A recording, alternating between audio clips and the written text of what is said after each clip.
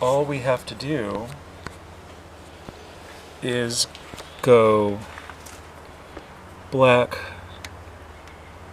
common, and then ground the green to something like that screw, or find out where, Maybe to that screw.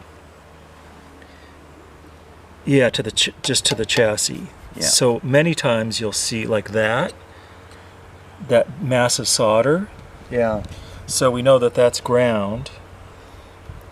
Over here, a mass of solder I really don't see, and I don't see the big ground anywhere.